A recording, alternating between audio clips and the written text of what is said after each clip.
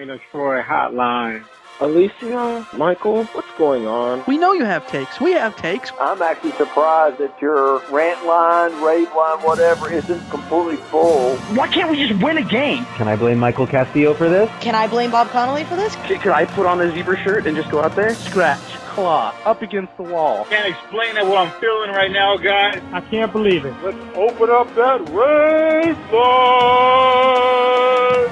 Woohoo! Oh, I can't believe USC is 7-5 again. Oh no!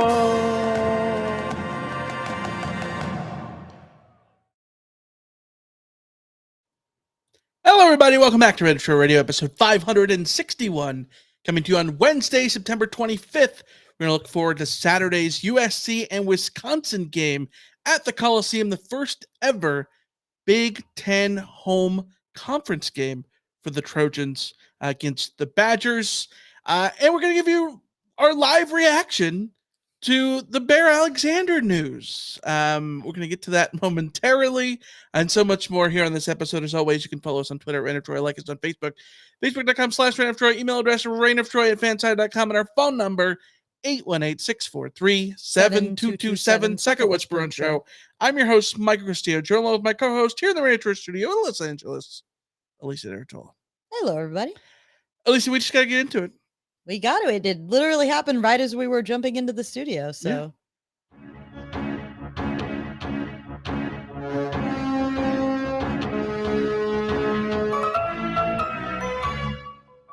All right. In a year where women are picking the bear over the man, Bear is choosing the portal over the Trojans. This is a report from Connor Morissette, more specifically choosing a red shirt. Connor Morissette over at 24/7 Sports, USCfootball.com. Quote, he's taking the shirt, meaning the red shirt, reported it from a text from Bear Alexander's guardian, Tony Jones, which means he's hitting the portal and we can hit this button. Where do you go?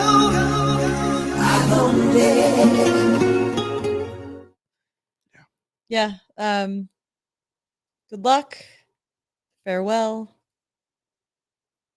Auf Wiedersehen. Goodbye. I honestly, I'm relieved. I'm relieved. I was really sick of the drama. I was sick of the drama this spring. I was sick of the drama on Twitter with him and his family. I was really sick of his guardian posting tape of like Bears teammates having, getting beat on plays and acting like that was somehow a reason for Bear to get more playing time. As far as I'm concerned, if you do not want to be part of this defense, and if you do not want to be coached by Eric Henderson, then that is a you problem, not a USC problem. And again, all the best. I wish him luck in his endeavors. Yeah. But this feels, without going like too far in trying to act like this doesn't hurt USC's depth at the position, this feels like addition by subtraction at this point. When he left Georgia, the murmurings from them were very similar to what it has felt like the Bear Alexander experience has been at USC. And obviously we hoped that he could make something of it. But you know what? I can't even muster up a care.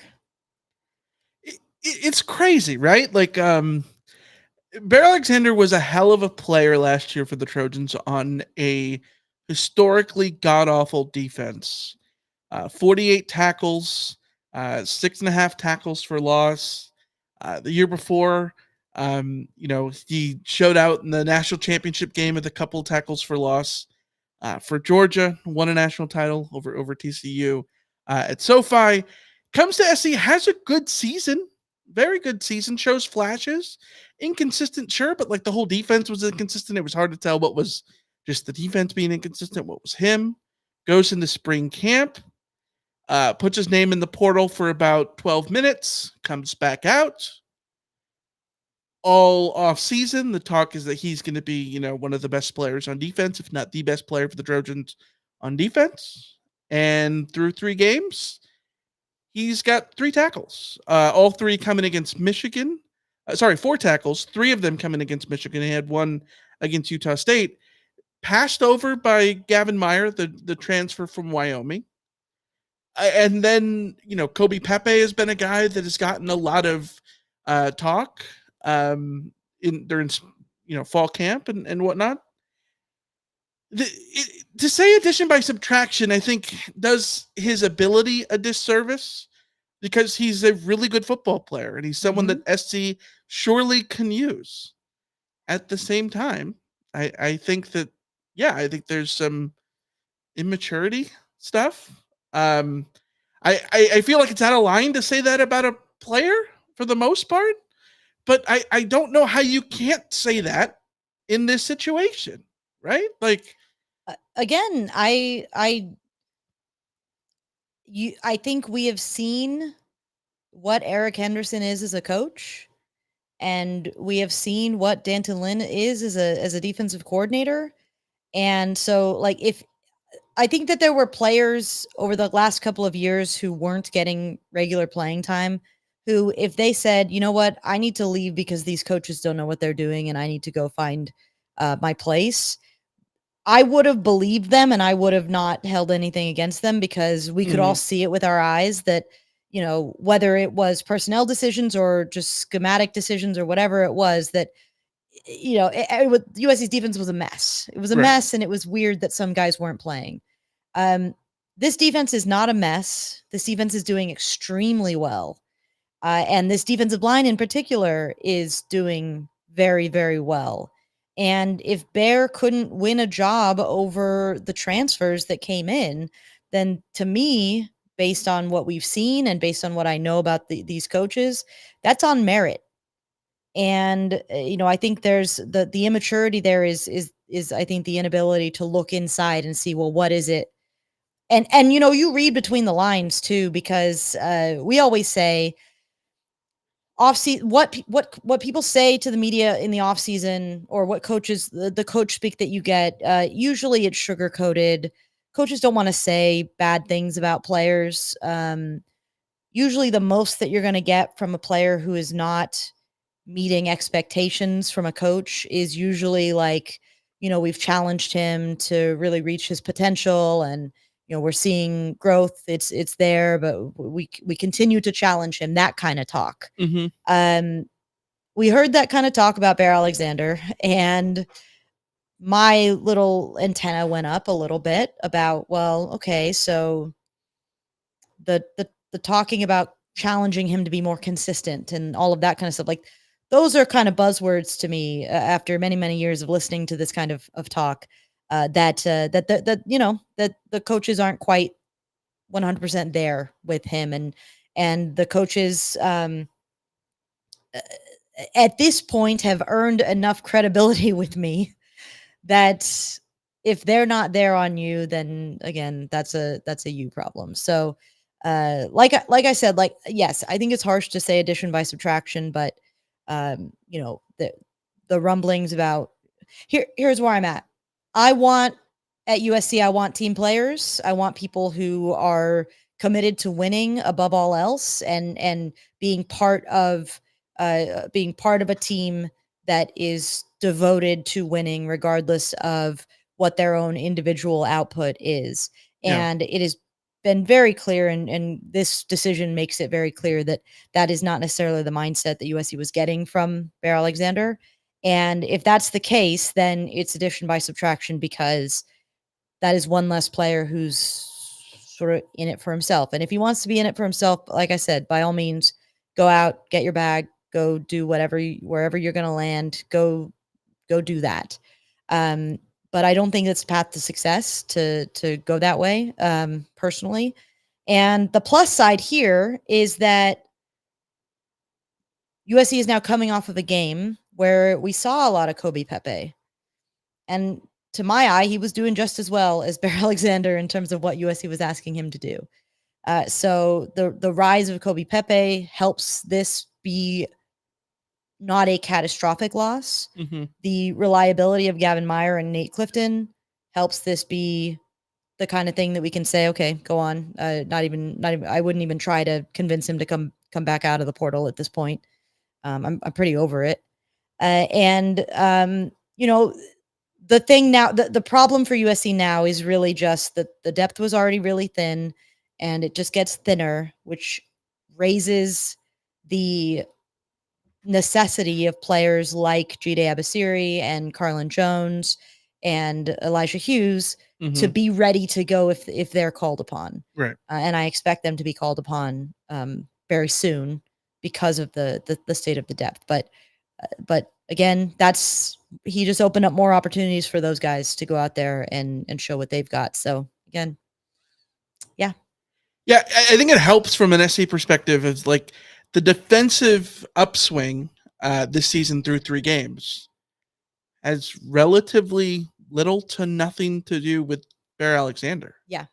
Again, that seems harsh, but like where SC has improved is in other parts of the defense. And so that tells me that, SC's improvement on defense, I don't know is going to be drastically affected by this as it stands now. Obviously, this is going to be a depth issue. If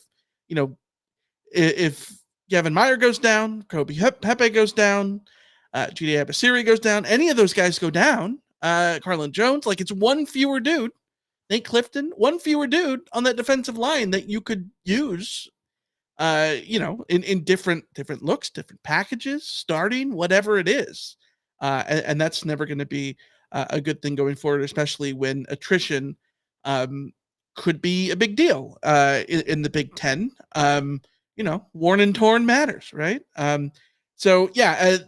Either way, SC now without Bear Alexander for now, him taking a red shirt, presumably to go into the transfer portal, and Bear Alexander being sort of like the first main casualty of this Trojan roster this year. Seems like that would have been an underdog coming into the season, but alas, here we are. And Lisa, speaking of underdogs, you heard about this Underdog Fantasy? You can go to underdogfantasy.com. You can download the app. 1 million people played on the app a year ago. Even more this year. Long college football season, all the way into January. You got plenty of opportunities. Go play some stat projections. Miller Moss, how many yards is he going to throw on Saturday against Wisconsin? Look at the stat projection, say whether it'll be higher or lower. Woody Marks rushing yards, higher or lower. Make a play, make a pick, and you can join us over on Underdog Fantasy to win up to 1,000 times your money by just choosing what do you think your favorite players will go higher or lower than their stat projections. Make picks making picks on Underdog is straightforward, and signing up even easier. Just head over to Underdog's simple to use mobile app or underdogfantasy.com. Sign up with the promo code Reign of Troy, all one word, Reign of Troy. Underdog will give you a free pick to use on your first cash pick'em entry, plus up to $1,000 in bonus cash when you deposit. That's Underdog Fantasy, promo code Reign of Troy, to claim your new customer special of a free pick and your deposit offer. Must be 18 plus, 21 plus in Massachusetts and Arizona, 19 plus in Alabama and Nebraska, and present in a state where Underdog Fantasy operates. Terms apply. Void in Colorado. Concerned with your play, call 1-800-GAMBLER or visit ncpgambling.org. In Arizona, call 1-800-NEXT-STEP or text NEXT STEP to 53342. And if you're in New York, call the 24/7 Hope line at 1-8778-HOPE-NY or text HOPE-NY to 467-369. All right. Alicia, we got a lot to talk about. The Trojans and the Badgers, coming to the Coliseum Saturday, 12:30 p.m. on CBS. The first CBS home game, I think, in my lifetime. When I was a kid, I don't know, did CBS have, not when I was a kid, I know the CBS didn't have, Pac-12 football games or anything like that, but like Pac-10 in that sense. You're Did CBS asking the ever wrong call a person. Rose Bowl in like the 70s or something? I don't think so. I don't know. I certainly would not have remembered this even if I was aware of it when you were a kid. Sure. Which I would not have been. Which you would not have been a kid when I was a kid? Yes, you were. No, I would have been a kid when you were a kid. Yeah. I certainly wouldn't have been paying. I wasn't paying attention to sports in the 90s. All let about alone those Barbies, right? I mean, horse figures, sure. That was. You were a horse girl? I was a horse girl. Oh yeah. Oh my God. Big time horse girl. Yeah. Never big on Barbies. I always preferred Legos, but I also have 4 brothers, so that's sort of more prominent in our home. Boy. All right, horse girl. Let's talk about SC and Wisconsin. The Badgers coming in with a 2-1 record. This is their Big Ten debut. The Trojans obviously lost to Michigan last week at the Big House. They're coached by Luke Fickell in his second season. He is 7-1, coming off of bye weeks in his career because Wisconsin did not play last week. The only team that SC will face all year who has a bye week when the Trojans do not have a bye week. The Trojans face Nebraska later on, coming off of a bye week, but SC will also be on a bye week for that game in November after the Washington game. But Wisconsin, the only team facing the bye week when SC did not have one. Last season, the Badgers went 7-6. Sort of a mid-tier Big Ten team last year, 45th overall in FEI. This year, they sit 34th, 43rd in offense, 34th in defense, 15th in special teams. Jeff Sagarin has them 50th in the nation throughout Division I. It's an interesting team. Like putting together all the prep for this episode, it's an interesting team. They beat Western Michigan in week 1. They beat a very good top 5 top 5 FCS team in South Dakota, followed by a loss to a top 5 SEC team, Alabama, 42-10. Both those wins over Western Michigan and South Dakota, essentially the same game, 28-14 and 27-13, very similar. This is the coaching staff that Luke Fickell has put together that includes the likes of Phil Longo as an offensive coordinator. Mike Tressel, Jim's son, is the defensive coordinator. They have a safeties coach. I don't know if you've ever heard of this guy named Alex Grinch. Heard of him? I have heard of him, yes. Yeah. I've spent the last 2 years, 3 years. I don't remember. Time is a flat circle. I can't keep track of it. 2 years. Too many years of my life having to be with a certain Alex Grinch is the focus of my life. So, yeah. I don't know if you've ever heard this, but Alex Grinch had a really good defense in 2017 at Washington State. Yeah, I've heard that. Yeah. Also, Brock Osweiler, 6'7". Did you know that?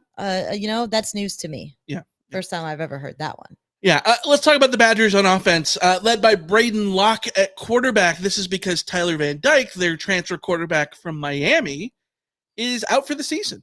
He's going to redshirt and come back to Madison next year, but Braden Locke is in, started 3 games last year, 6-foot-tall, redshirt sophomore out of Rockwall, Texas. Signed with Mississippi State out of high school. He was a 3-star in the 2022 class.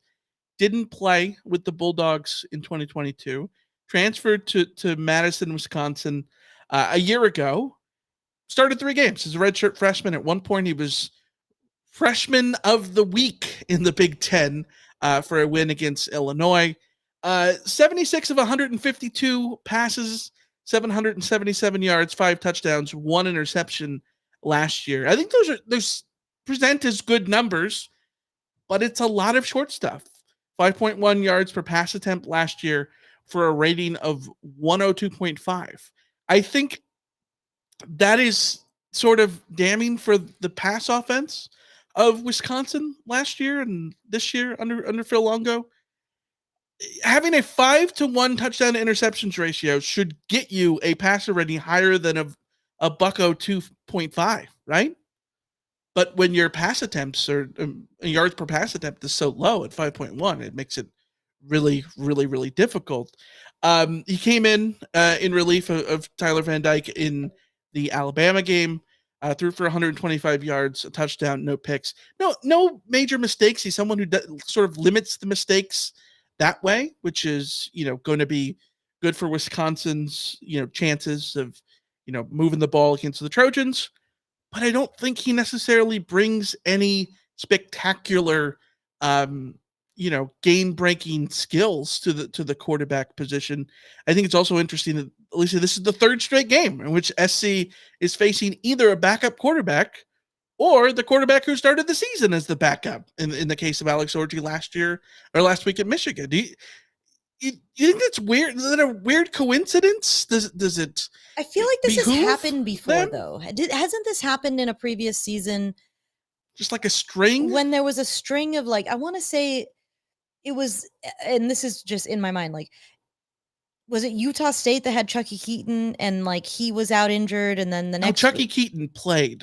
But the next 2013. year, I want to say the next year was another Chucky. It was another year that it was supposed to be Chucky Keaton or something like that. Whatever it was, I feel like this has happened before. So, like, is it that rare? But it certainly is a wild turn of events. Yeah. That USC avoids another backup.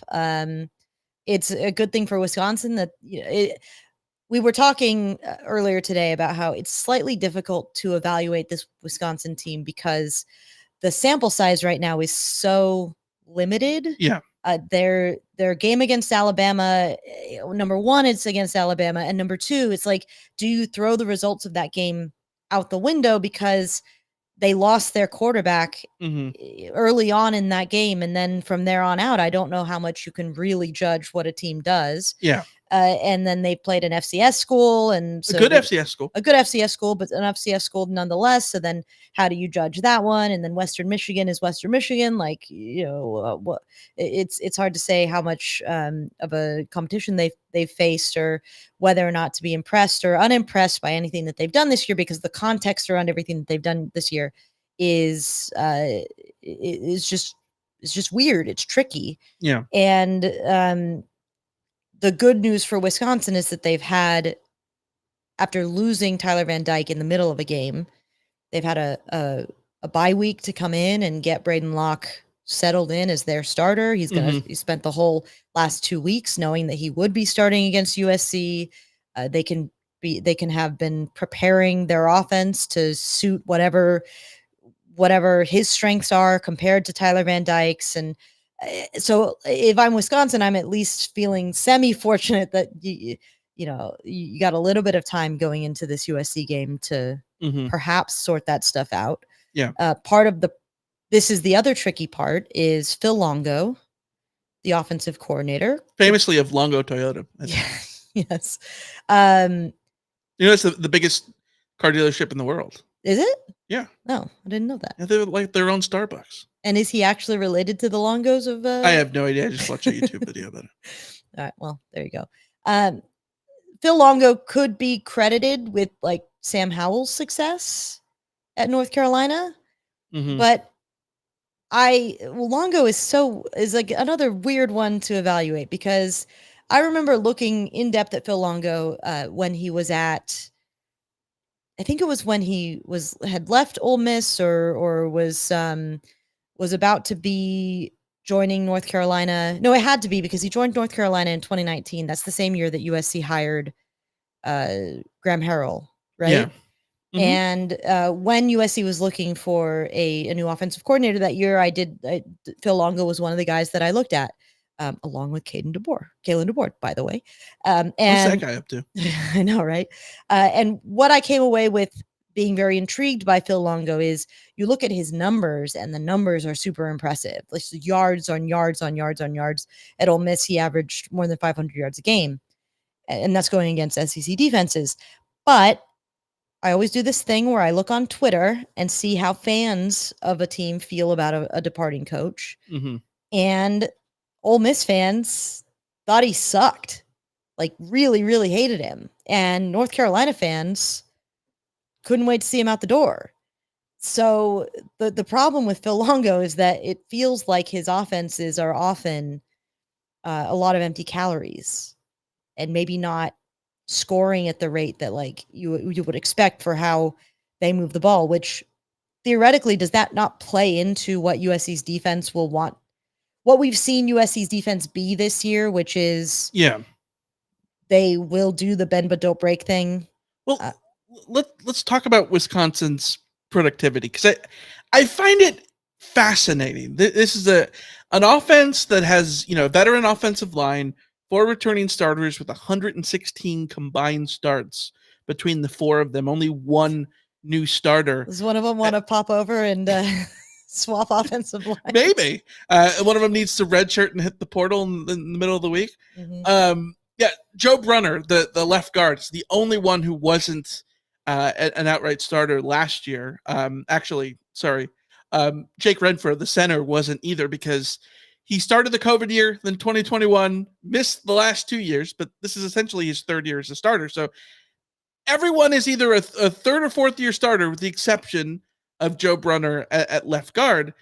So the way that, the very simple nature of looking at things, right? Oh, they have a returning offensive line. This is Wisconsin. Wisconsin, historically, maybe the best rushing school in the country for the last all of my lifetime. They're not productive necessarily on the grounds. They're 17th in the Big Ten in yards per carry at 4.79. 17th, 4.79 yards per play. Yards per carry, they're 16th in the Big Ten at 4.03.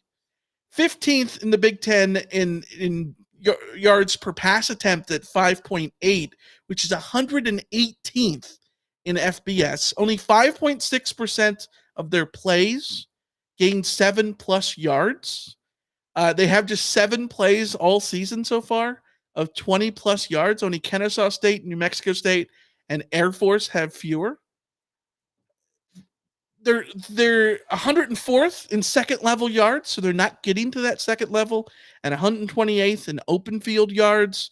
I think this pretty much says this is a team who gains a bunch of 3 to 6 yard gains. A bunch of those. Not a lot more than that, but they have this fascinating knack for stringing together a bunch of 3, 4, 5 yard gains. Because, Alicia, get this. All of this talk, right? All of these stats, 100th in the country or whatever, all of them look bad. Yet they're 41st in non-garbage offensive drive success rate.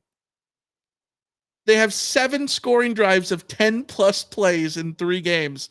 Against Western Michigan, their first 4 drives of the game, all of them had at least 14 plays. That's the insanest thing I've ever seen. The crazy part, too, if you have 4 drives to start a game of 14 plays, how many points do you think you score? I would hope touchdowns. You hope 28, right? Yeah. 13. 13 points. 13 points. 3 of those drives they had to settle for field goals. They missed 1 of them. So there's part of me that thinks, like, this plays exactly into what SC wants to do on defense, which is force you to just sort of stay on or just under schedule, tackle you on 3rd down short of the sticks. Because, yes, I think the numbers for the Trojans in terms of, like, explosiveness are not good, but so much of that is tied with the Michigan game, with the 3 big long runs, because, Utah State didn't have any really long runs. LSU had 1 gain of like more than 10 yards, and that was 36 yards on the ground. SC just wants to make you work hard to drive, and that's exactly what Wisconsin does. So I think the matchup works very much in SC's favor.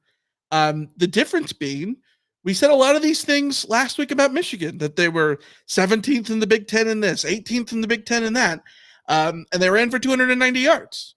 Albeit there's a caveat to those 290 yards, that half of them came on 3 plays.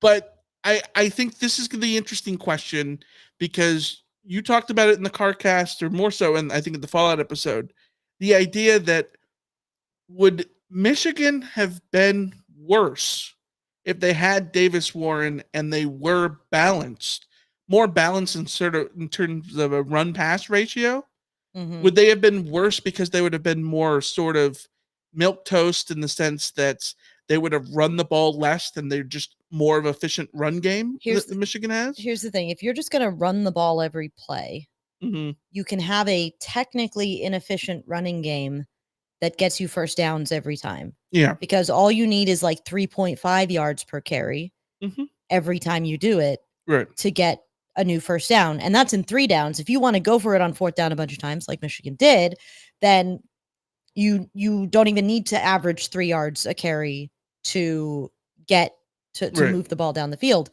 If you're throwing the ball, yes, you're going to end up with more chunk plays, but you're also going to end up with more 0-yard plays, which means that you can't necessarily rely on 3.5, 4-yard gains being enough to get you moving. Mhm. So it's interesting with Wisconsin because what this offense is remarkably efficient in not having negative plays that get them off schedule. They stay Yes. on schedule.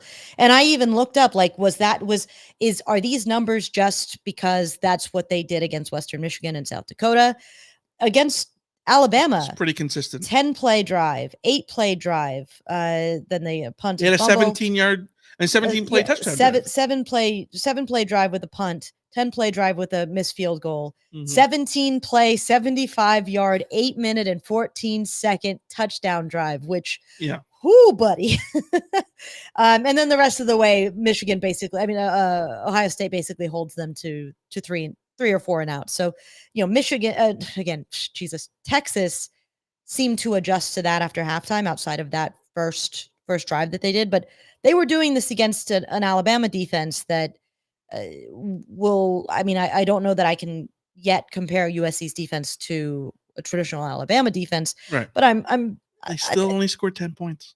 Yeah. They still only scored 10 points, but they were able to string together these long drives. Right. This is why this game is going to be such an important moment for Danton Lynn and this defense as you guys lost your concentration on a handful of key plays against Michigan and it lost you the game effectively. This is another team that wants to drive long and will still lose a game by only scoring 10 points despite having these 10-play, 7-play, 17-play, 14-play drives. Mhm. If you give them any easy touchdowns, then that's a path to defeat. Yeah, I absolutely. I think this is a team that, they have not shown their ability to be explosive. They have not shown their ability to be able to, they move methodically, but it hasn't necessarily been easy, right? Like they're sort of trudging along. And the good thing for SC is, we talked about the Michigan game. In that game, Michigan did not go on successful drives. They had the 3 long runs, and those were the 3 drives that they scored on offense. The 2 long touchdown runs, and then the other one that set up the final touchdown, in which they still had to run 7 times from like the 13-yard line or whatever, right? Like SC made them work really hard for everything. And even then they weren't able to string together really long, effective drives. Wisconsin sort of has to function that way. But then it comes down to, will they finish off their drives? Because they just haven't been able to against these teams, which I think is sort of worrisome for them. And this is going to be the thing. USC needs to, we've seen some commentary from the Wisconsin side about how like Wisconsin's going to try to do the same thing to USC that Michigan did to them. Right. If I'm USC, I'm looking at that and saying, please do try. Number one, because if I'm USC, I want my players to prove that like that they're not going to get got like that again. Mm-hmm. But also, one of the reasons that Michigan can get away with doing what they did against USC is because Michigan is Michigan, and Khalil Mullings and Donovan Edwards are running backs who have and continue to. These aren't fluky like big play guys. These are running backs who break long runs, who bring explosive running game to the table. And if you don't have a Khalil Mullings who is able to drag a USC defender 10 yards and then bounce off of a safety and run another 63 yards when you need him to. Yeah. That strategy becomes a lot less viable if USC isn't shooting itself in the foot. Yeah. So for me, when you're looking at USC's defense, the number one thing here is simply do not shoot yourself in the foot. If you do that, I think you probably are going to be able to limit what Wisconsin scores. Mm-hmm. If you're Wisconsin, the goal is absolutely to prove that USC is just prone to those individual breakdowns that result in touchdowns. Yeah. And that's how you win the game. Yeah. At least keep it close and try to pull off an upset. Yeah. You mentioned how Michigan has a couple of dangermen there in Mullins and Edwards. Didn't really have a lot of receivers that could challenge SC, and they obviously weren't going to throw the ball a lot. Wisconsin has a very good receiver in Will Pauling.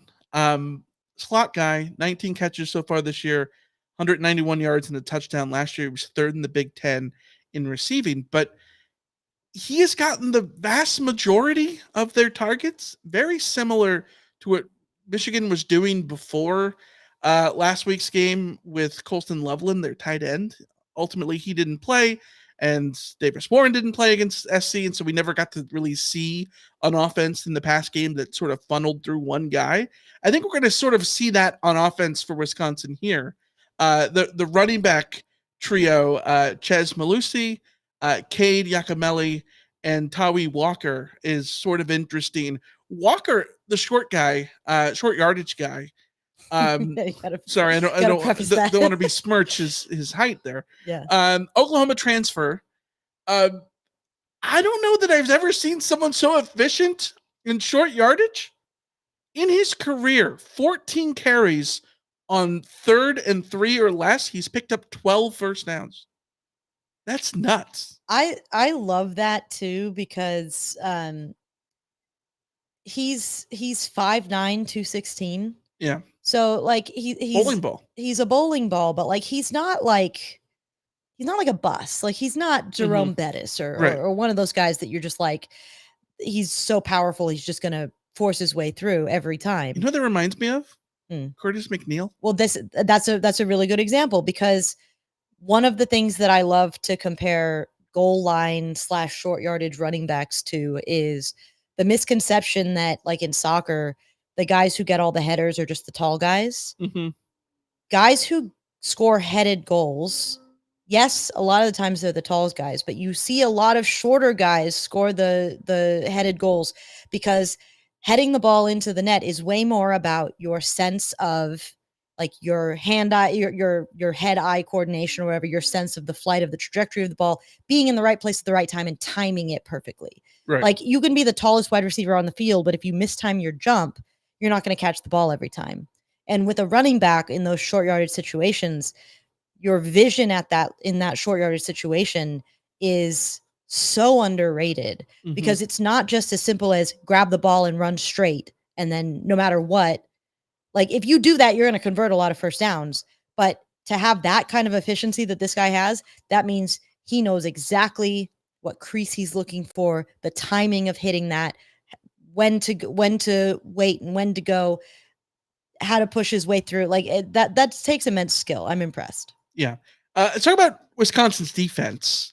It's a 2-4-5, basically presents itself as a 4-2-5, similar to what Michigan does, and pretty much a standard throughout college football. I feel like the 4-2-5 is basically is it the meta defense? I feel like it's the meta defense at this point. Yes. Yeah. But 2-4-5 in the sense that there's 2 down linemen, 2 edge guys are going to be standing up.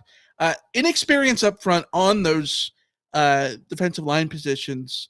Ben Barton and Kurt Neal are both first-year starters, but everybody else in this defense is super experienced. You look at Jaheim Thomas, the Arkansas transfer at linebacker, is a guy who had 1 billion tackles for the Razorbacks last year, transfers to Wisconsin, and he's second on the team in tackles through 3 weeks.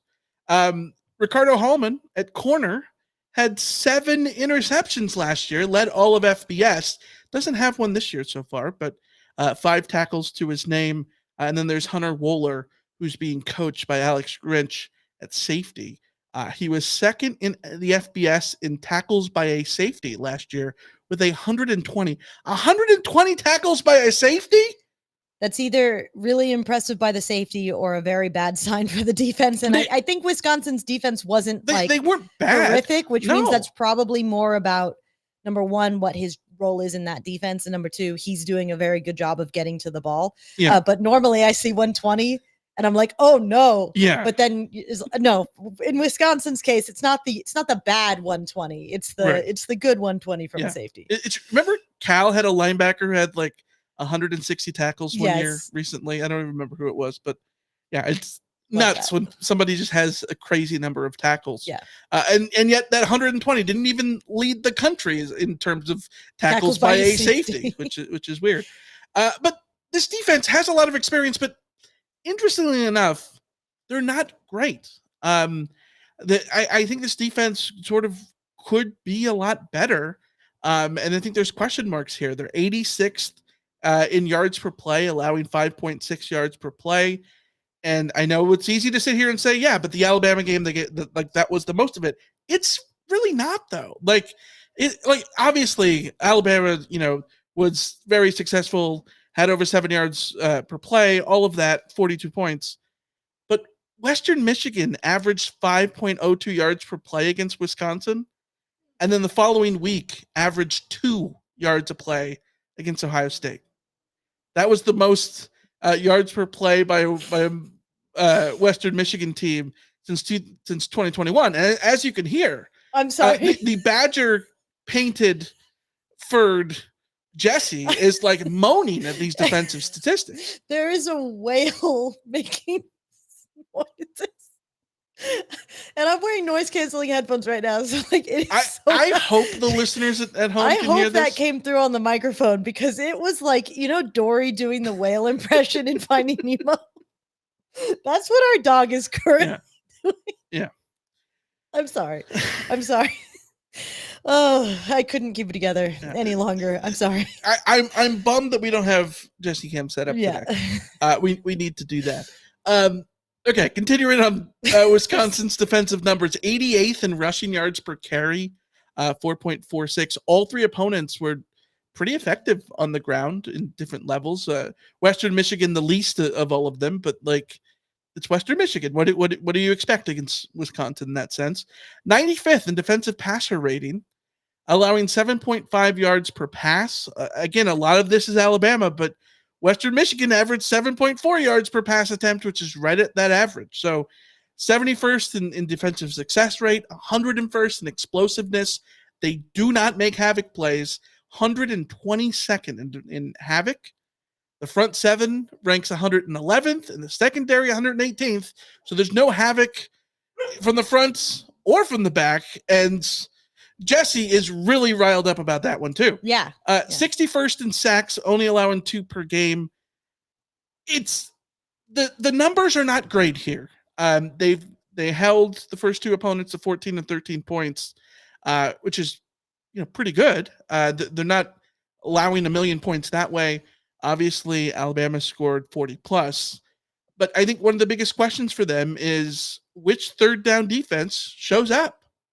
First 2 weeks, Western Michigan and South Dakota only converted 5 third downs in those first 2 games. SC had 6 third down conversions in the second half against Michigan, and that was with the god-awful offensive line. The first 2 weeks, 5 of 21 for Western Michigan and South Dakota against Wisconsin, but Alabama came into Camp Randall and was 8 of 14. Which defense on third down are you going to get on Saturdays? I think is going to be a big question because if SC is able to string together the third downs, I think it's going to be, an opportunity to really sort of move the ball. Yeah, and again, this is another area where I think a lot of it comes down to how efficient is USC. Because we know that Wisconsin can get stops on third down, but we also know that a team with the talent that Alabama has on offense was able to move the chains. And the question for USC going into this game, and the question that has been asked and posed of for instance, USC's wide receivers is, are they reliable enough? Yeah. Are they going to get open on third down? Are they going to catch the ball on third down when USC needs it? That is really the push and pull of this matchup. It's not just what we see from which version of Wisconsin shows up.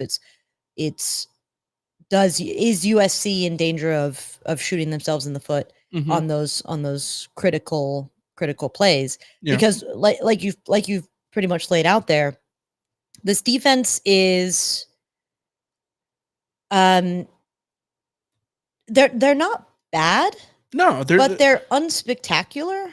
Yeah, in any particular facet, and that's not always the worst thing in the world to be unspectacular and sort of like middle of the road in everything. If when you have an offense that is equally as unspectacular, I think it makes it really difficult if you're Wisconsin. Yes, for sure. But that's where everything about this game does come down to those third down conversions. It comes down to whether or not USC can stay on the field and whether or not Wisconsin can get off the field. And like that's very basic stuff. I know, like pretty much every game comes down to that. But when you look at this Wisconsin offense, this Wisconsin defense that's not stellar against the run and not stellar against the pass, but also not terrible, like not horrific against the run or not horrific against the pass, like. It does come down to your own efficiency because opportunities will be there, but also these kinds of defense can take advantage of the opposing offense's inefficiency a lot of the time because they're generally not going to make a ton of mistakes either. Yeah. Two thoughts here. One, I think Wisconsin's struggling to stop Alabama. Part of that is just because Jalen Milroe is a cheat code. He's a dual threat guy, right? Yeah. Like he's someone who is incredibly fast, can get outside the pocket, move the ball with his legs. So I think it's hard to look at sort of like the rushing statistics because it's not really a 1-for-1 on what SC could bring you. So take that for what it's worth.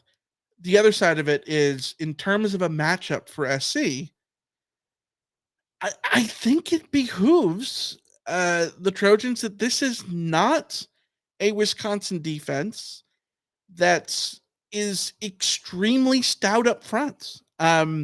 Yes, it's a Big Ten defense and it's Wisconsin and like historically blah, blah, blah. Like I think all of those things are there anecdotally, mentally, perhaps for sure. But like the numbers don't really bear that out. Well, this is USC's opportunity to prove that the offensive line performance last week had a lot more to do with Michigan's strength than USC being non-functional. Sure. This is a really good test for USC in that sense because this defensive front, they're not the Utah State defensive front where they're all undersized and you're going to be able to just push them aside no matter what they do. That's not the front that USC is going up against. But these, I don't think it's being unfair to say that these are not like first round NFL talents that USC is going to be going up against across this line. And so if USC struggles against this front, if USC is overrun by this front, then start ringing the alarm bells because it's not that this front is bad and that's what the problem is, but this front is much more in line with what SC is going to see for the rest of the season. Yes, that's exactly it. Right? This is much more the median defensive front that USC is going to see in the Big Ten, and USC can't be having that kind of offensive line breakdown against the median defensive line that they're going to face in the Big Ten. Yeah, I think you expect that there will be a challenge with the lines against Penn State, Michigan, LSU, and Notre Dame, right? And I get that the impulse is to put Wisconsin in that list because of history. But I think the reality is that as it stands right now, SC should not be rendered useless on the line against Wisconsin, Minnesota, Rutgers, Maryland, because those are the teams that, even if SC isn't great in terms of protection and whatever, in terms of line play, they should be able to manage it. And if they don't, that's where I think you can sit here and say, oh, well, SC's not ready for the Big Ten. because everybody struggles against Michigan. Everyone struggles against Penn State for the most part. Everyone struggles against Notre Dame for the most part. But this should be a line that SC should fare better against. All right, let's go to over-under and make our predictions about how the game will play out. So you're going over. I'm feeling bold. Give me that over. I'll go under. I got to take an under here. I got 3 unders to take. I'm going to do an under here. All right. If you're in the chats, the link is in the show notes. Also, we are posting the link in the chat as well. Go make your picks and pick along with us. Alicia, what's your first over-under? What do you got? I'm going 0.5 Wisconsin 4th down conversions. One of the reasons that Wisconsin has been able to sustain such long drives is because they've been very good on 4th down this year. They're 5 of 6 so far this year. They were 3 of 4 against Alabama, which contributed heavily to those long drives that we talked about. They've had at least 1 conversion in every game so far this year. Meanwhile, USC hasn't been great on 4th down. They've given up 4 of 7 of the ones that they faced. Michigan was 3 of 3. That basically decides the game in the end. LSU was 1 of 2, which, is 1 more than you want to ever give up, but at least it's not 100%. So right. Will USC give up a 4th down conversion to Wisconsin in this game? Yeah, and LSU's 1 of 2. The first one was the very first drive of the game. I am going to say yes. I will take the over. I think 1 4th down conversion isn't crazy to get this over. The line is at 0.5. I think if you were to put it at 1.5, it would have been hesitant. But 0.5, I think, yeah, it could be a 4th and inches. And giving up a 4th and inches is different than giving up a 4th and 7, right? So yeah, I'm gonna play the numbers here and take the over. Like you said, you don't want these to string up and give Wisconsin 4 plays because they're a team that reliably can get 3, 4, 5 yards consistently. And if you allow them to have 4 play, downs and 4 downs over and over and over again, I think it's going to help them out. Let's go to my first over-under, which is over-under 4.5 Wisconsin rushes of 10-plus yards. Wisconsin has 9 in 3 games. That's 3 per game. They had 4 against Alabama, rushes of 11 yards, 17, and 21. But they ranked 119th in rushing explosiveness. The Trojans have allowed 13 rushes of 10-plus yards, which pretty mid-range nationally, but 5 of those came against Michigan, and that was the difference in the game. 14 yards, 15 yards, 41, 53, and 63. Those last 3 absolute daggers as they set up points for Michigan on each one of those drives.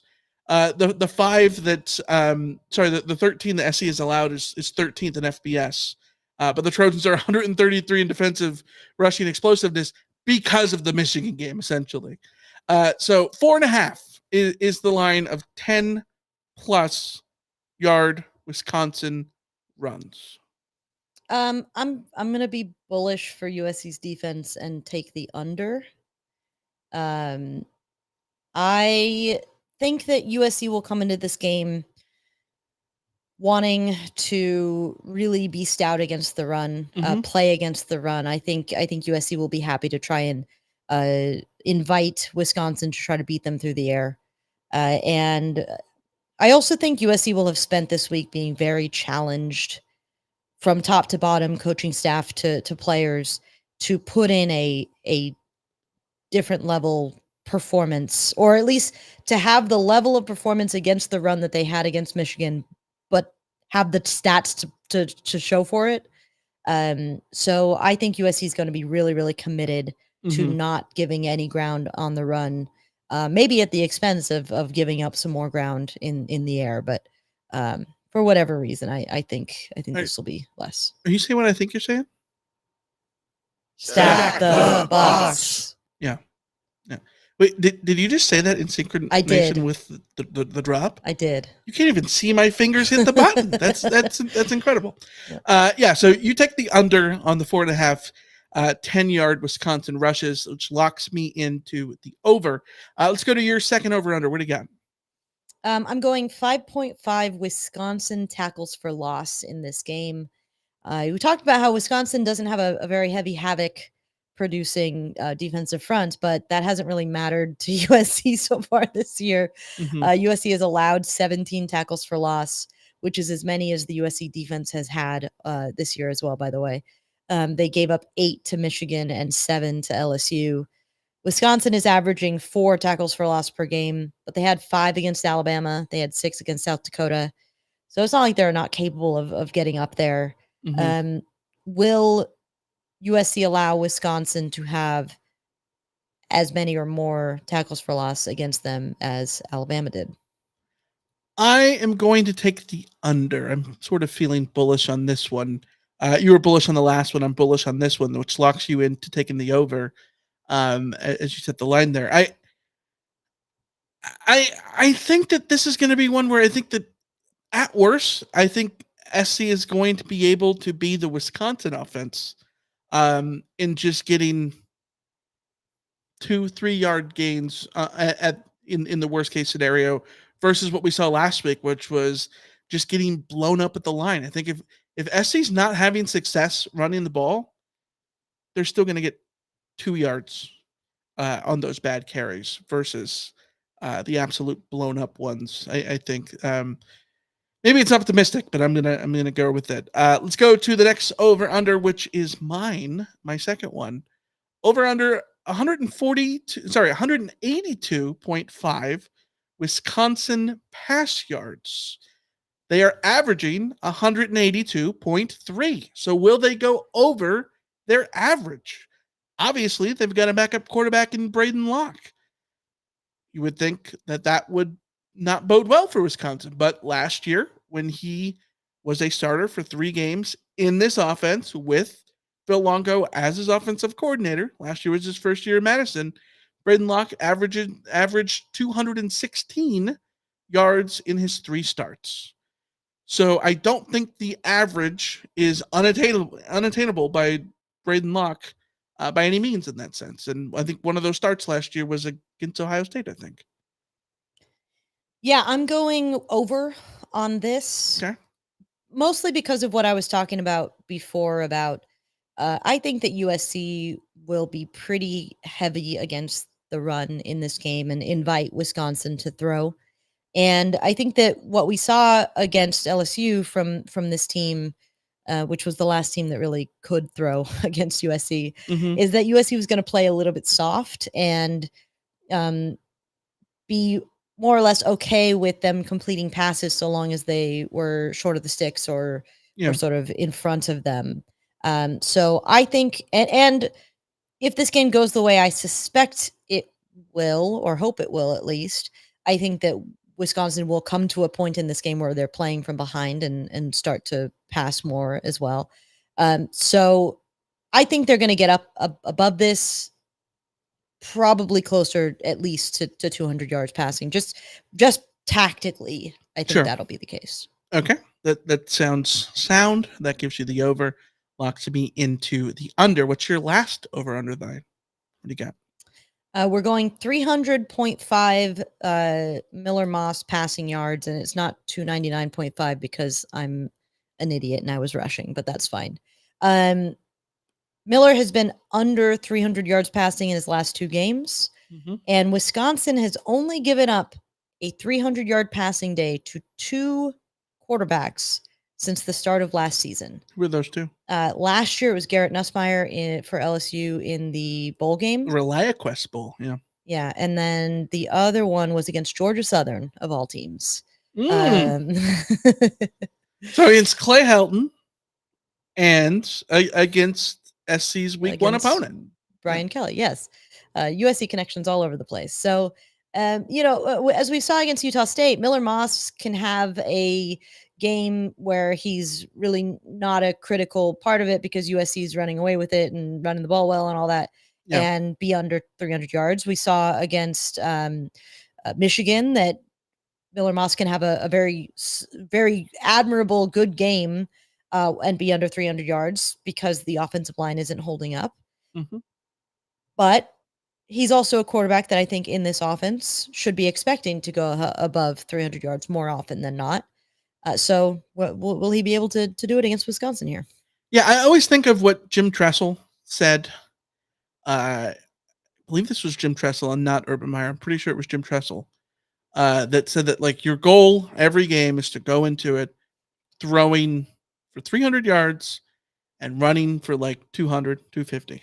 Like that, like Yeah, ideally. I think if you offered any coach out there those numbers, a 300-yard passing game and a 200-yard rushing game, you take it in a heartbeat, say, right? That's what I want to average. Yeah. I think those should be those are like your benchmarks if you're a very good productive team, right? I think that 300 is just a bit on the high side until we can see it reliably with this offensive line. I don't doubt that he can get there. But I'm going to take the under. It's hard to bet on that when the offensive line is what it is. Yeah, it might be close, but I'm taking the under nonetheless. Let's get to my last over under, which is over under 7.455. Quentin Joyner yards per carry. Why 7.455? Because he's averaging 7.0 yards per carry so far this season. 7.67 on 3 carries at Michigan. Only 3 carries. I know, small sample size. Wisconsin has held South Dakota's leading rusher to 6.9 yards per carry. They held Alabama running back Jamarian Miller to 7.9 yards per carry. So can Quentin Joyner maintain his role as the high clip guy? 7.455. I'm taking the under, and not because I'm lacking faith in Quentin Joyner. I just think he's going to have more than 3 carries in this game. Mm-hmm. And by the virtue of that, I think his average will simply be lower. I think we could actually see a lot of him in this game. And just be a little bit more in the sort of normal sense of efficiency. Yeah. There's always the chance that he just breaks off a long run and ruins this for me, but I'm sort of hedging my bets here and thinking that USC isn't going to necessarily have a ton of explosive plays, although it would be nice to see them do that here. But I have enough respect for what Luke Fickell does on defense to think that this isn't going to be the kind of game where you expect the running backs to just go off. Yeah. All right. So you'll take the over, you'll take the under, locks me into the over. I don't mind that for me. We'll see how it comes to be. Again, the link for over under is in the show notes. It's in the chat if you're watching us live on YouTube. Make sure that you make your picks before the game on Saturday. 12:30 is kickoff. We'll sort of turn those entries off before then. Let's get to our predictions. Alicia, the Vegas spread has the Trojans as 16-point home favorites when I put together a rundown this morning. What do you got? I had failed to put this down or even think about it. I just saw what you wrote in there, and I'm very upset. It's not necessarily fair. Do you want to share yours first? Because I could see yours while I was putting mine in. I mean, sure. I'm upset because we're on the same page here. I think Wisconsin is not going to be a team that is a pushover. I think this is a very good challenge for SC, especially coming off of the Michigan game. I think this is a prove-it game for the Trojans. I think if SC is truly the number 13 team in the country, then this is a game where you need to come home and play very well.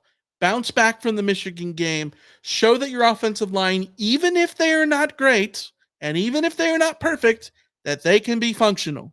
That SC can move the ball, and you need to prove that the defense is not reliably getting beaten by big plays, that was a schematic thing because you were stacking the box, or that was just because Mullins and Donovan Edwards are very good. Whatever it is, whatever that case is, I think this is a prove-it game for SC, and I think the matchup is a good one for the Trojans because Wisconsin just looks a little middling in sort of so many areas. I expected all week before really doing a lot of research to sit here and say that, this was going to be another 27-20 type game. And after doing all the research, I added points on SC's end and took points on off the other end, and I got SC covering 31-13. And I think there's a way that might be bigger. And I don't like I don't feel comfortable saying that SC is going to cover 16 points against Wisconsin, but I think a lot of that is just anecdotal. This is Wisconsin, and these are the uniforms, and Wisconsin's always good, and they're hard to beat, and all these things. You know what I mean? Yeah, so 31-13. I very much feel you there. I'm going to go 35-9. Again, I find this very difficult because this is the first USC is expected to win this comfortably conference game at home that USC has had in the Big Ten. And, USC at home in the Pac-12 against a team that we're familiar with, that's sort of a middle tier Pac-12 team, I'd have a much better sense of what my range should be for that game. Mm-hmm. For this one, I feel like we're flying blind. What's the comp, Cal? Yeah, it might be Cal. Well, you know what? The score I've put down of 35-9 is a very, very USC Cal score, unless Alex Grinch is your defensive coordinator. Sure.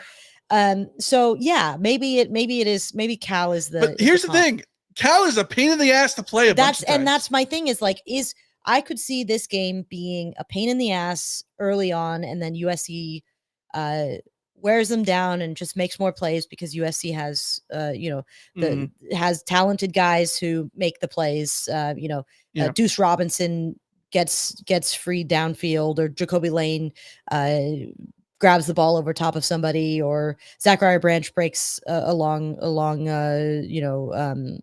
yak kind of touchdown, whatever it comes down to. Yeah. But I don't know what USC looks like in regular Big Ten play when it's not like a marquee matchup like against Michigan. Mm-hmm. So this is tough. But I'm going 35-9. I think that Wisconsin. I think I am buying in on USC's defense having a statement game. I think USC's defense is ready for a statement game. What a difference the defensive coordinator makes. As worried as I am overall about USC's offensive line, my hope would be they come into this game far more prepared to deal with the offensive line not holding up than they were last week. Yeah, I agree. I agree. 35-9 is pretty big. But Kenny in the chat says, "Do it, Michael. Call the blowout." Trust me, there's a part of me that wants to sit here and say, 41-13, instead of the 31-13 that I just said. Would that make Wisconsin the ASU comp? Oh, from 2016? Yeah, the 2016 ASU game. Maybe. I don't know. I just have a hard time with the idea of a blowout again because the uniforms, it's the don't let the uniforms thing beat you, but also Alabama beat them 42-10. And while I don't think this is a, impenetrable Alabama team, I don't think that they're infallible. I also don't know that SC's on Alabama's level to beat them 42-10. So that's where I'm hesitant, even though the game's at home. I don't know. Yeah. And 42-10 just seems insane to say that about a Wisconsin game, right? If I had more faith in USC's offensive line, I would go there. But again, they need to win back a lot of my faith because I was already on the edge with them, and they threw me off the precipice against Michigan. All right, let's go to the mailbag. But before we do, I there's something I want to talk about. Right, I mentioned that who's the Pac-12 comp is a Cal with Wisconsin. Can we talk about Cal Twitter for a split second? Cal Twitter was extremely entertaining over the last 2 weeks. I will give them that. Very good. They really grabbed the bull by the horns there and just ran with it. But where did this come from? Like, Cal Twitter, I'm sorry, Cal Twitter, but Cal Twitter was the worst of the 11 Pac-12 Twitters. I'm not including Stanford Twitter because that's literally just Go Mighty Card, who's awesome. Who's great, but maybe not. But Hank's like the only guy on Stanford Twitter. Yeah. Cal Twitter was insufferable. Terrible. I'm not going to sit here and say that, SC Twitter is amazing because, every fan base, every Twitter has, insufferable people. Every single one of them. Yes. And they will find you, apparently. I feel like the percentage of insufferable Cal Twitter people was high. There was a lot of elitists because, Alicia, I don't know if you know this, but did you know that Cal is the #1 public school in the world? Did you know that? Have you ever heard of it? I've never heard it. Oh, yeah, it's a thing. And like the whole calimony thing and like the calimony thing is insufferable. It's just nauseating. They're always unfunny, very elitist and yet all of a sudden, last week, they're doing memes. They're being self-deprecating. They're doing hilarious memes, by the way. Like leaning into like tropes and bits and like peak internet. Where did this humor come from? Who are these people? Like, did they evolve from like a Pokemon? Just no. What they need, what needed to happen, Michael, is the Cal people, the Cal Twitter people. Our interactions with them have all been through the lens of Pac-12 sort of interactions, all West Coast interactions. So sure.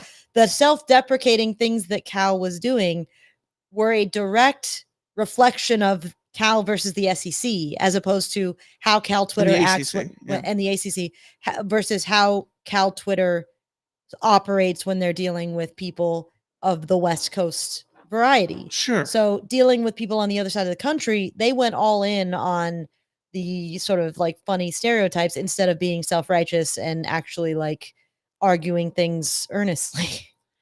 Yeah, it's very weird because like I laughed. And if you don't know what the jokes are, the jokes were basically that they're bringing woke to they were going to bring woke to Tallahassee and call it the woke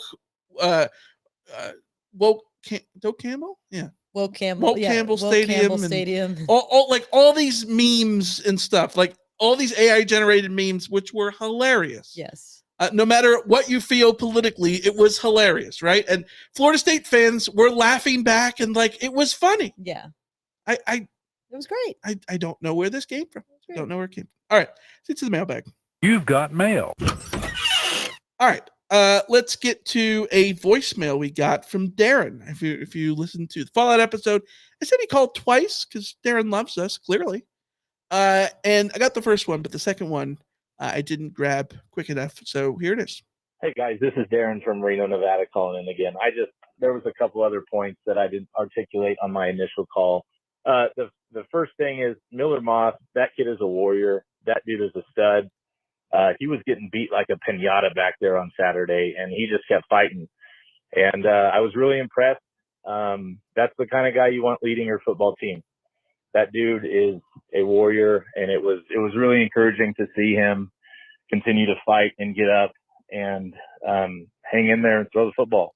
And I think that moving forward, he's not going to get hit that much again in a game. So lastly, also, USC is USC. It's a big time program. I don't think that, there's a lot of moral victories. You got to expect that every time they put on the uniform, they're going to win the game. But you can't shy away from the good.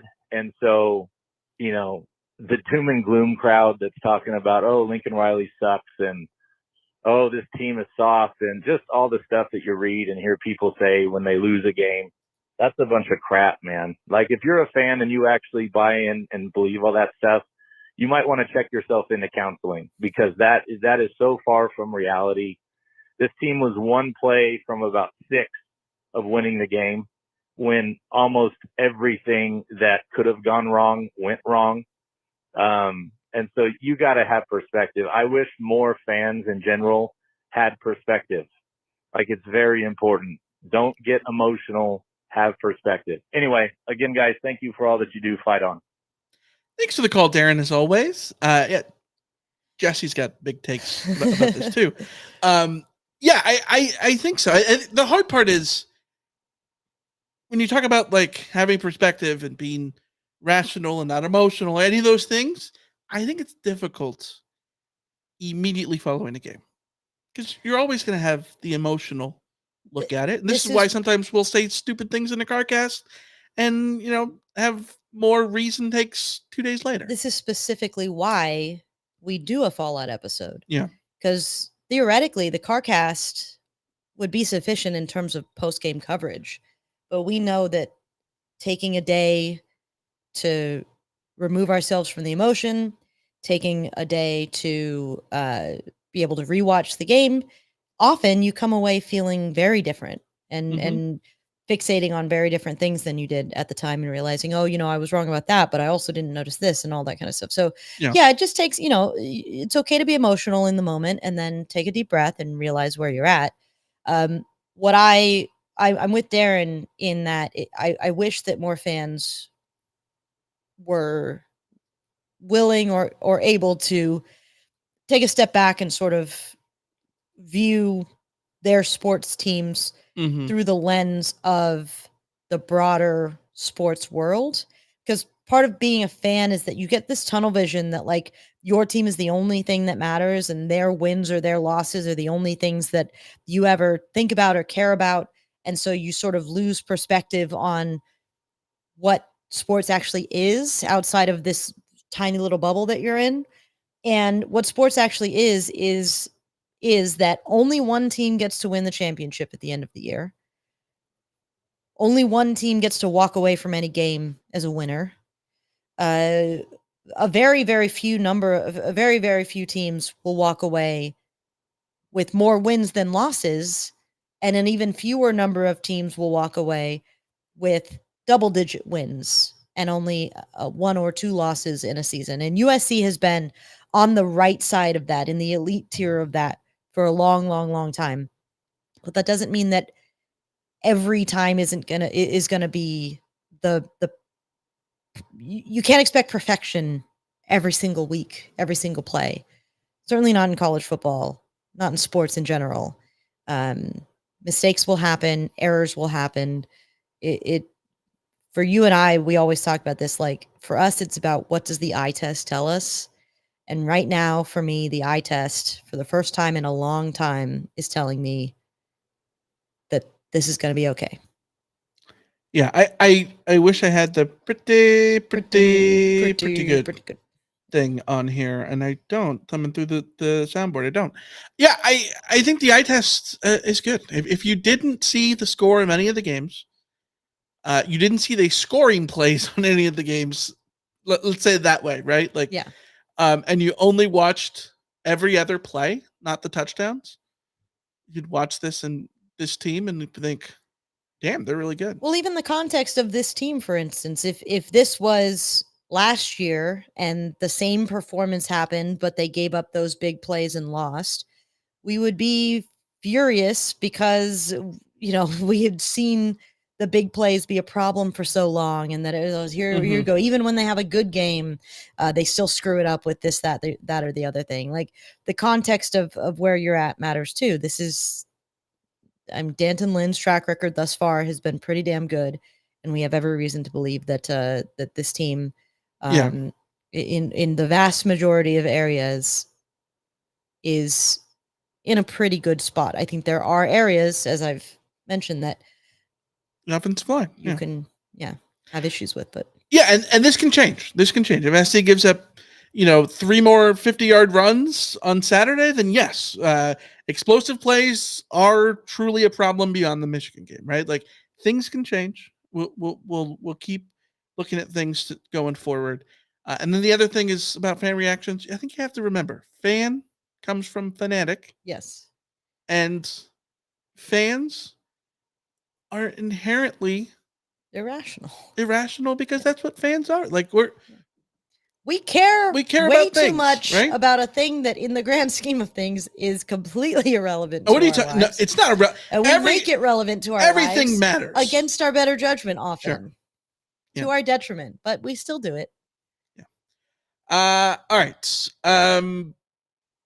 Let's go through some questions we got here on YouTube. Ron Murray says, how important is winning Saturday?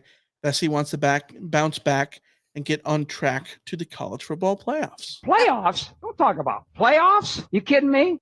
I think it's pretty safe to say that if USC doesn't beat Wisconsin, they're not going to the playoff.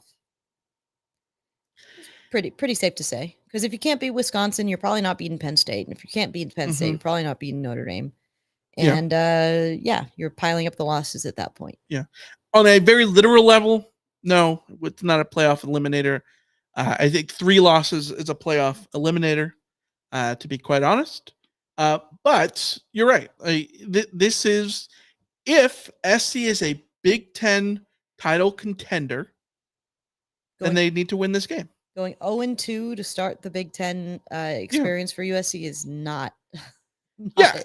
And like we talked about, like I think losing to Michigan, Penn State, maybe even Notre Dame, not a crime in the grand scheme of things.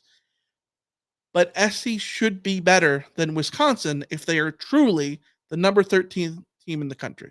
Yes. If that is what SC is, I think a lot of us think that that's where SC is. Then SC needs to play like it, and that means beating Wisconsin. The USC that we've seen through 3 weeks should be able to beat Wisconsin, and if they can't, then there are deeper issues that need to be discussed. Yeah.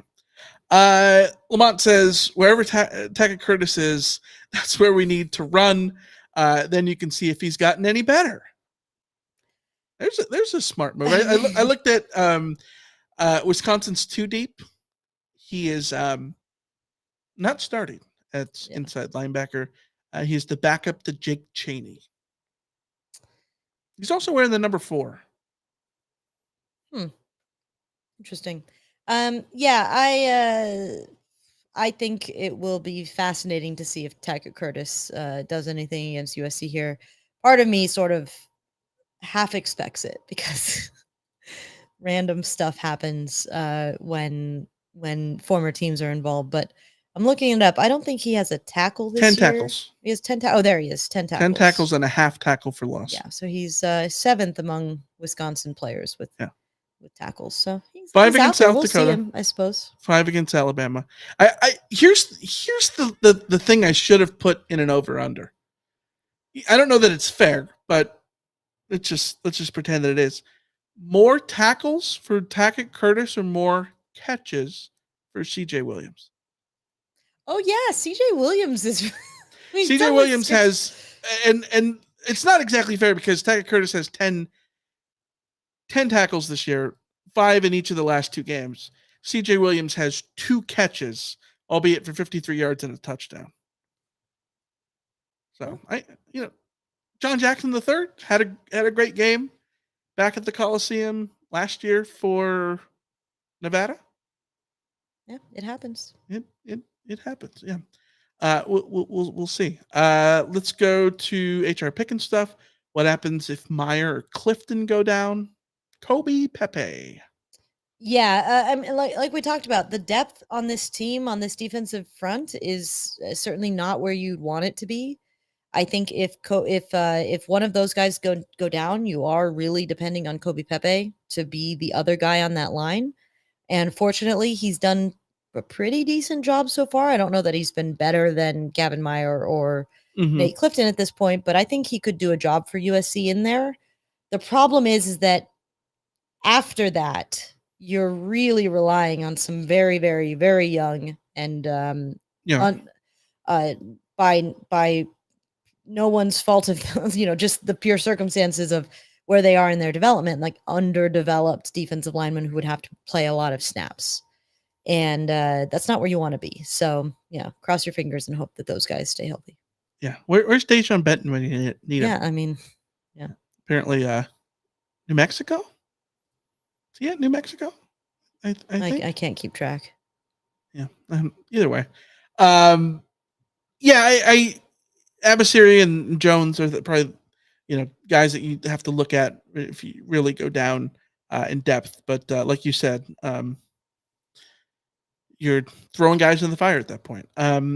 Kenny says, I think, of course, it's very fair to not expect perfection, but it is a bit concerning having one New Year's Six win and one conference championship in 15 years. Yeah, 1,000%. Yeah, that's a program failure, though. Like, yes. I think where I'm at with that is I know why that is the case. Like, I can sit here and for an hour and lay out the reasons why it's in 15 years, that's all that USC has achieved.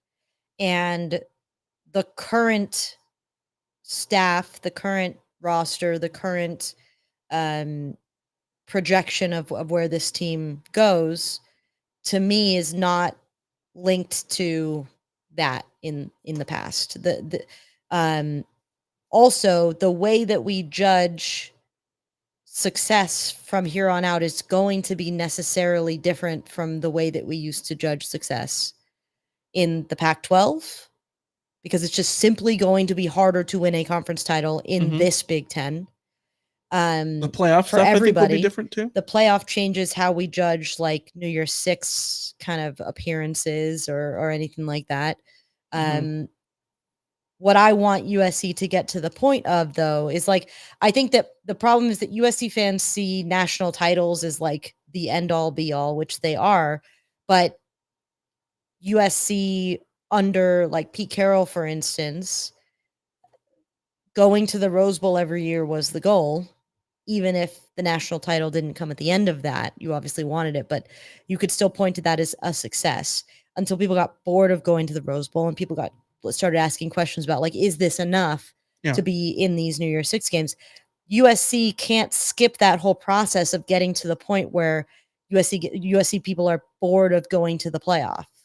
Like, USC needs to get to a point where they're in the playoff in the first place to start really discussing these grander ambitions. Yeah. Because when it comes down to it, the landscape of college football has changed considerably. And I think what it takes to win a national title, the roster makeup that it takes to win a national title is more challenging than it's ever been. And that's going to be the reality. It is very interesting that in a lot of ways, I think winning a college football national title is the hardest thing to do in sports.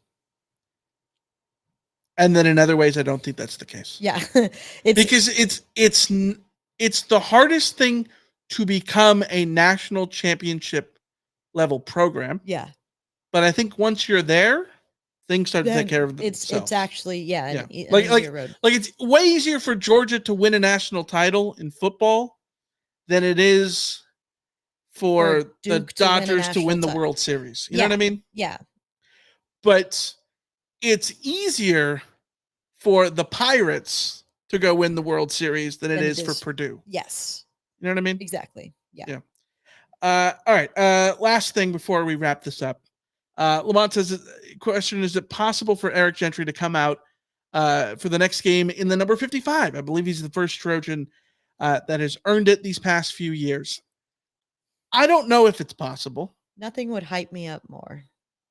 But it should have. Like we talked about this in the CarCast or whatever it was. Like, he's SC's best linebacker since Sua. Did we talk about Sua in the 55?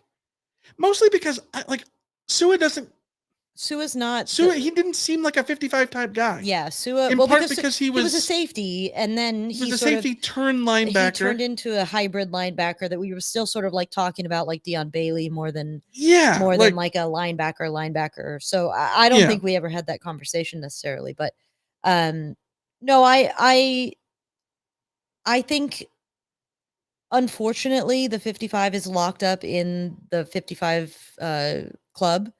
And somebody needs to get into their ears to say, hey, like, at what point are you going to recognize that somebody is worthy of this number? I doubt that would happen in the middle of the season. Yeah. I doubt they're even having that conversation right now, to be honest. But And that's it would be annoying, but it would be cool. wonderful. It would be cool. Yeah, I'd also love to get we needed like an in-depth look at Club 55. Like, because I have these theories. Are right? they watching I USC games? Is my question. I have theories that the reason that it's not out there is because the Club 50, like that's what it. All the indications are that's the reason that it's not given out is because I don't know that there's hesitation, and I feel like it comes from the Club 55 guys, but maybe it comes from SC. Maybe it's a little bit of this and a little bit of that. I'd love to know, rather than just talking out of my ass every time. Because is it Willie McGinnis that doesn't want to sign off? Is it Judy Seau's family? Is it Willie McGinnis and Keith Rivers and Chris Claiborne, who collectively have decided that they don't want to okay it for in remembrance of Seau? Do they even have a say? You know what I mean? We never got an explanation on the number 5, but the number 5 was always easy to assume that it just wasn't going to be given out because it was unofficially retired. Yeah. But this one is you wish you had an answer, right? You wish you had an answer. The fact that we don't have an answer tells me all I need to know, that no one's putting actual thought into this. They're living in this fantasy world where, everybody thinks that, RJ Focus in the chat says 55 is for the elite.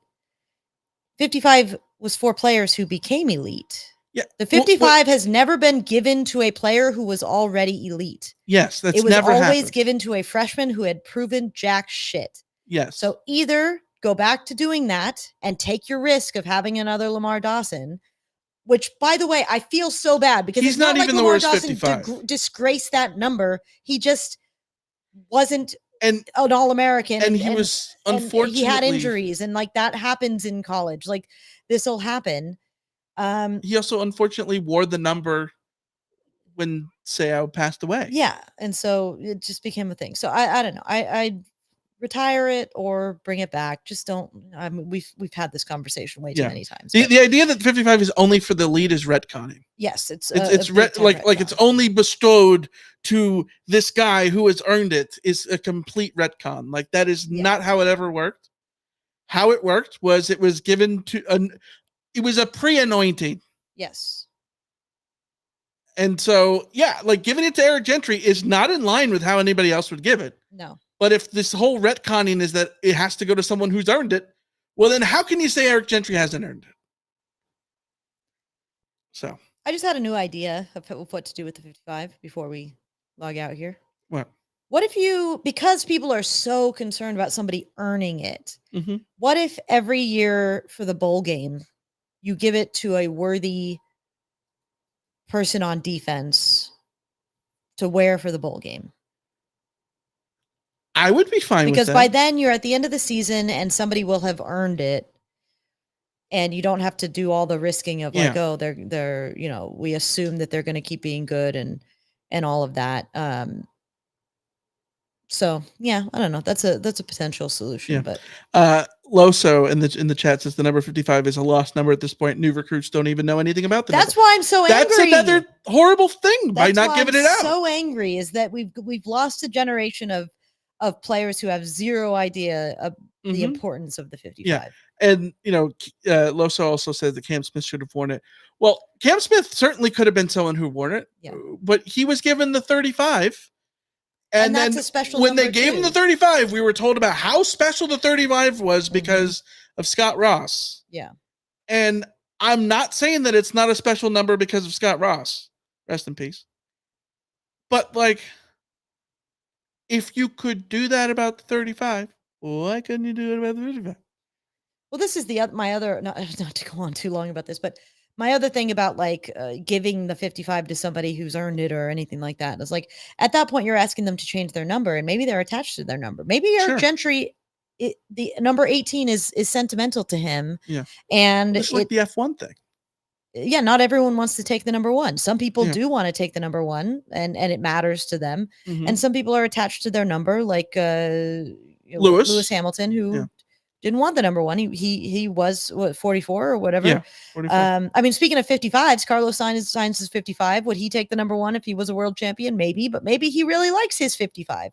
Right. So, maybe Cam Smith wouldn't have wanted 55. Maybe Cam Smith bought into the legacy of 35 and making the legacy of 35 something special. And Mhm. maybe players who wear the number I think the number 42 should be an immensely special number. The number 2 should be an immensely special number at this point. The number 8 and 9, like all of these numbers have legacies to them, and they get to keep growing because they get to keep being given out. And we've just stunted the especially the number 2. Like, look at how the number 2 is treated. That it is special. Is the number 2 essentially goes to the most talented guy on each side of the ball. The number 2 is the most successful jersey in USC history, in my opinion. In this century. In this century, sure. Yes. Yeah. In this century, yeah. And in part because it keeps being given to the most talented person on either side of the ball, which is cool. And sometimes it's like, oh, Jalen Smith is going to wear it. Yeah, that makes sense. Sweet. Cool. But unfortunately, fortunately, sorry, let me get that straight. Fortunately, none of the number 2s has tragically passed away. Yeah. And so there isn't this retconning of like suddenly the number is now untouchable. And I'm perfectly fine with them retiring it. Put it up there with the jerseys, with the Heisman jerseys. I am absolutely comfortable with that being a thing, because realistically, the Heisman jerseys, if USC only retires Heisman jerseys, you will only ever retire offensive numbers. That's just the way it goes. Yeah. So if you want to start saying, you know what, no, we're going to start retiring, like recognizing defensive players. Here's my problem, though. Do I want to run out of numbers? No, I don't want to run out of numbers. So yeah, you don't want to be the Bears or the Yankees. Yeah. Yeah. But like if you're not gonna let anybody wear it, then retire it and have it be honored in the stadium and treated that way. Yes, but I also think like if you retire the number 55, I get the sentimental value for it, absolutely. But also, can't you also sit there and say, well, then the 42 should be retired for Ronnie Lott? Well, when Ronnie Lott dies, maybe you do have that conversation. But I think you can. Did we have a conversation for any of these other historic numbers when they passed away? No, because we don't want to run out of numbers. But at this point, like you've already faux retired it. So I don't know. All right. Nobody wants to talk about death. Talk about happy things. So, all right. All right. Let's wrap it up there. The link is in the show notes for the over-under. Make your over-under picks. Don't forget, and remember to join Underdog Fantasy. Download the app, underdogfantasy.com. Promo code Rant of Troy. Until then, we'll be back here on YouTube with a USC wins if video. SC beats Wisconsin if. Be sure to watch that. Be sure to watch our post-game grades from SC in Michigan. Also, here's a video separately from the podcast on YouTube. And we'll be back Saturday about 4 o'clock after SC and Wisconsin with a live cardcast. Until then, we will see ya. See ya. See ya.